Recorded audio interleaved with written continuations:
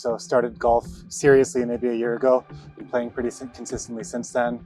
Got down to about a 27, 28 handicap and stalled out for the past 3-4 months. So right now I just don't know what's going to happen. Like I'll be playing great, then lose 5 balls in 1 or 2 holes. So yeah, just to consistently be in the high 90s or like in the 90s or 80s would be fantastic. Okay, cool.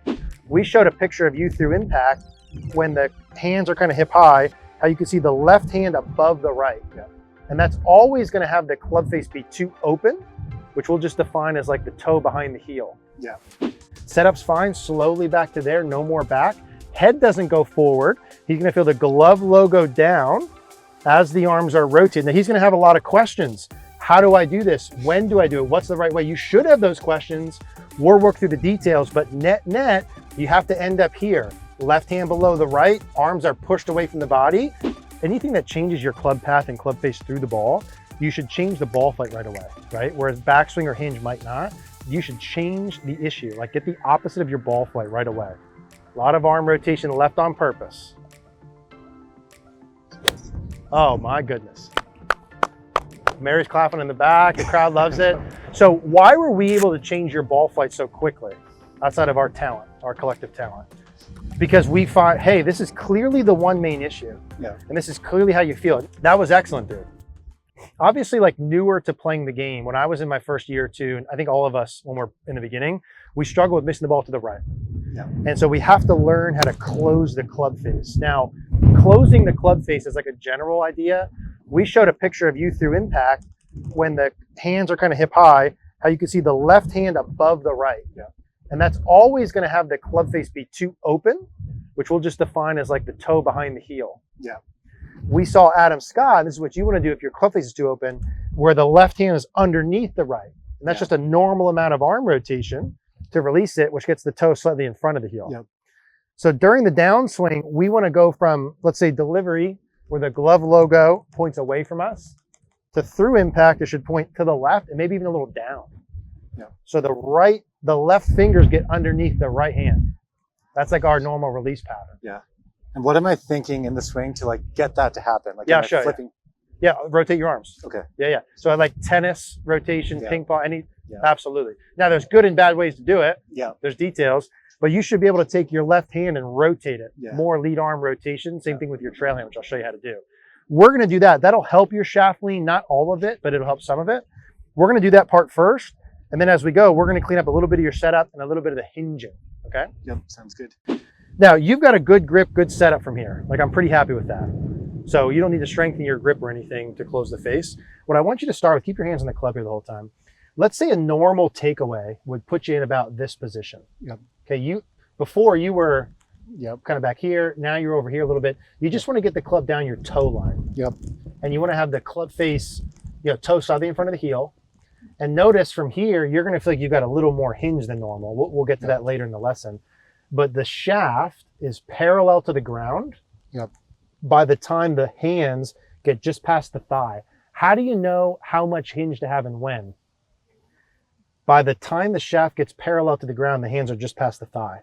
If you didn't have enough hinge, when the hands get past the thigh, it'd be below parallel. Yep. If you had too much, it'd be above. Yep. So parallel by the time the butt of the club's here.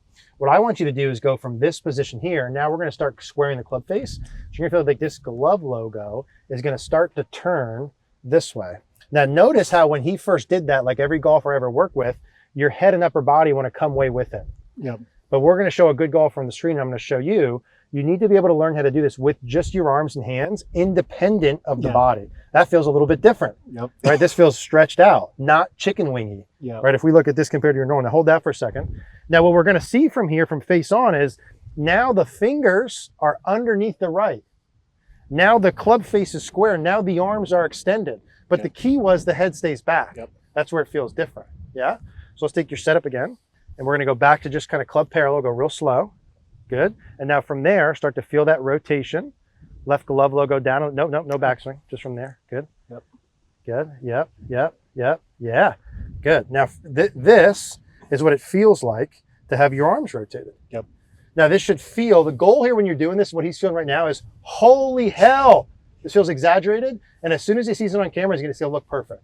That's what you're looking for in the beginning. Holy hell feel looks really good. Now as you do this, I just need you to bump your hips towards me and get your weight a little more forward. Yep. So a little more hips forward, that's all, okay? And so as we're practicing this in the beginning, you gotta work through this a couple times. We're gonna work through the details. Setup's fine, slowly back to there, no more back. Head doesn't go forward. He's gonna feel the glove logo down as the arms are rotating. Now he's gonna have a lot of questions. How do I do this? When do I do it? What's the right way? You should have those questions. We'll work through the details, but net, you have to end up here. Left hand below the right, arms are pushed away from the body.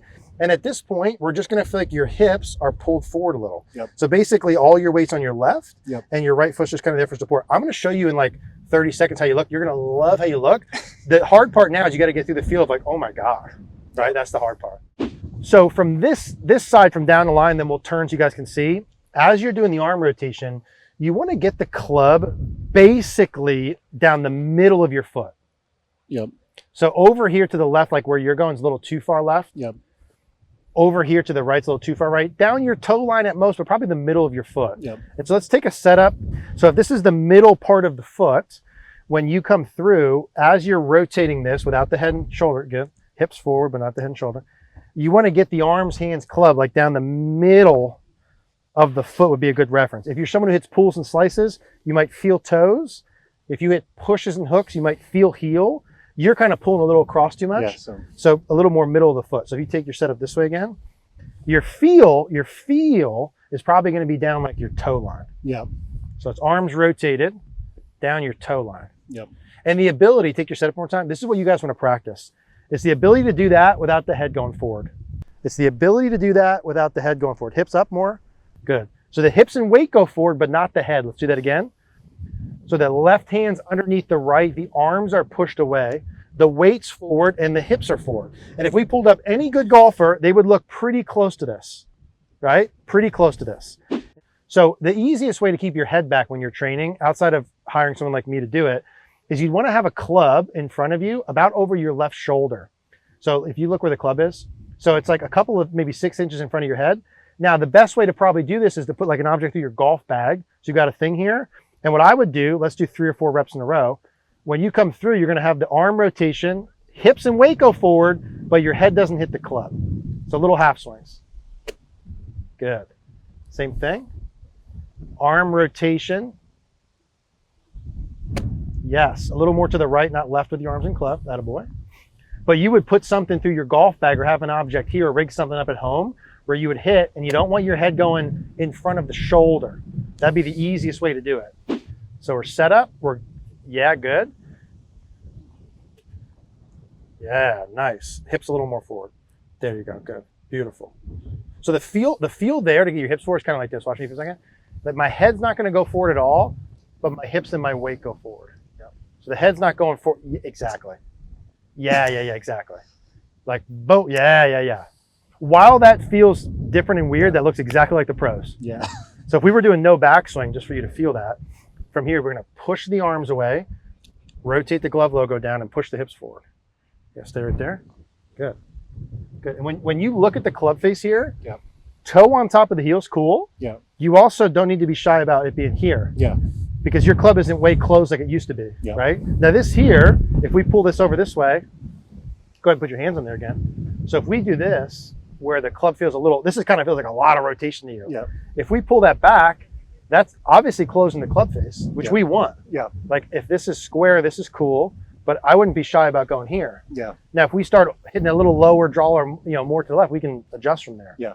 I really like in the beginning you doing that where you get the club here, pause for a second, slowly start to feel that glove logo turn. Yep. Arms are pushed away, heads back. And now we'll take the pause out, still just going to take away. Arm rotation. Yep. And you should feel like when you're doing this, you're going to hit the ball kind of low pull hook.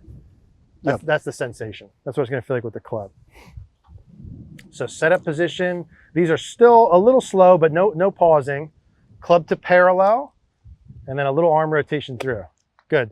A little slower than that. And each time, if you can, go ahead and do that one more time and hold your finish. I'm going to kind of show you where to get to. Little hinge. Yeah, nice, good. The best you can get, kind of arms parallel here is cool. I would say you don't need to go as far left. Okay. Right, just generally speaking, this could be a little bit more in front of you. But anywhere like club parallel, yep, I wouldn't probably get to about this high, maybe a little long, but anywhere in this sort of zone would be good to start with. Awesome.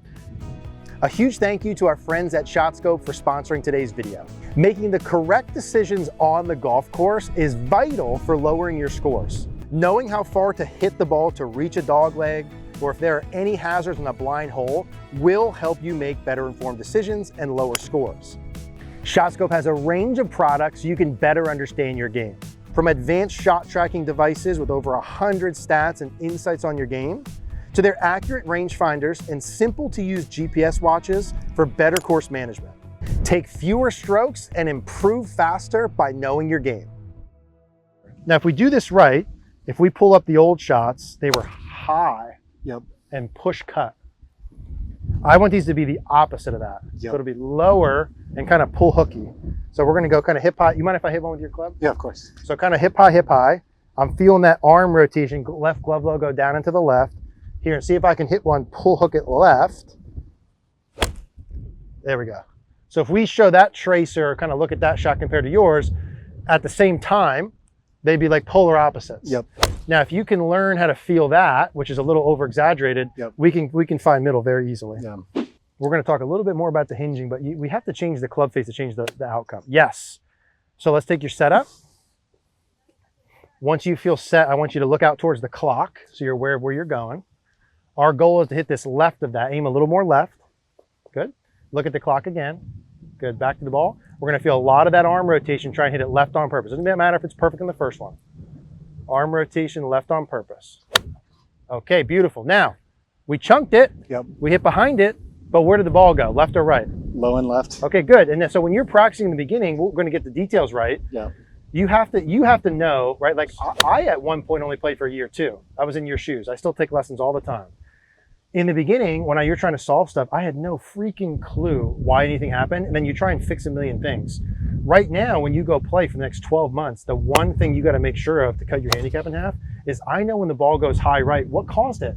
Club face. Why? Because this. What do I need to fix? Boom, here. And then it's just a matter of like how much, when, the detail stuff, right? Same thing with the ball when you feel ready. A lot of arm rotation left on purpose. Oh my goodness. Mary's clapping in the back, the crowd loves it. So why were we able to change your ball flight so quickly outside of our talent, our collective talent? Because we thought, hey, this is clearly the one main issue. And this is clearly how you feel it. Now, there's a lot you don't know yet. How do I feel this? What do I feel with the right? When? What's too much? Whatever. But get the micro stuff after the macro. And that's a lesson for you guys that are watching. You got to get the macro stuff first. Identify the right stuff and then get the macro. Now, that went too low and left, which I wanted you to do. It'd be really easy to crank that back and find middle, but you got to do that for a little. Like I would even say when you practice, man, like when you hit balls, I would hit your first 5 or 10, like ensure that you've got that. Hey, I could feel this and make it go low left. Because any good player I've ever worked with, could do that on command. And they could, if you can do that, you could fix your right ball automatically, right? So let's do that again. Same thing, too far left on purpose, one practice before we hit.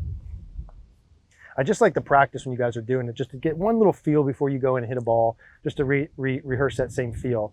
And the things you do through the ball, like we're doing the arm rotation, anything that changes your club path and club face through the ball, you should change the ball flight right away, right? Whereas backswing or hinge might not. You should change the issue, like get the opposite of your ball flight right away. Arm rotation low and left. Dude, excellent job. Now so A, that should have felt really good. Right? Feels weird because you're doing something different, but the ball felt good. We'll show that tracer. That was almost a perfect shot. It was way lower, right, compared to normal and had a little draw to it.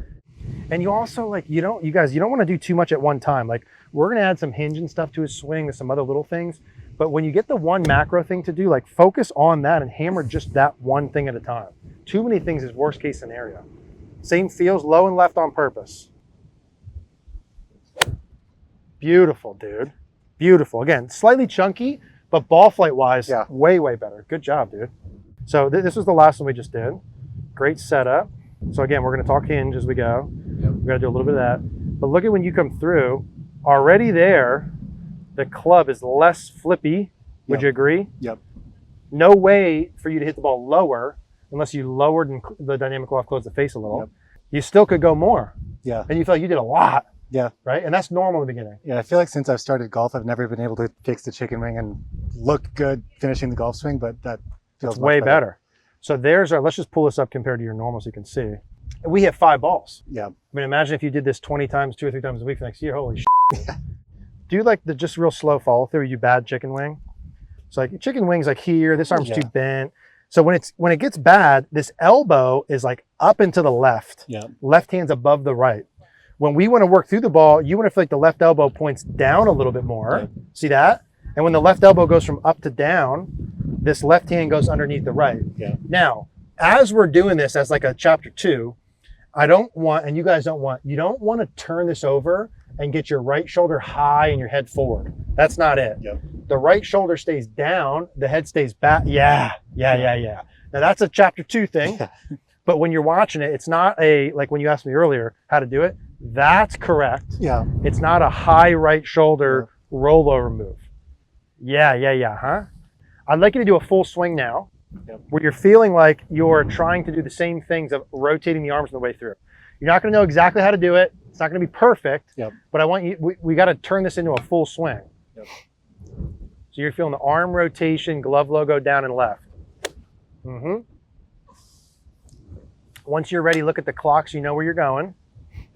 And we're going to feel like we're trying to almost draw it left of that on purpose. Arm rotation, low and left.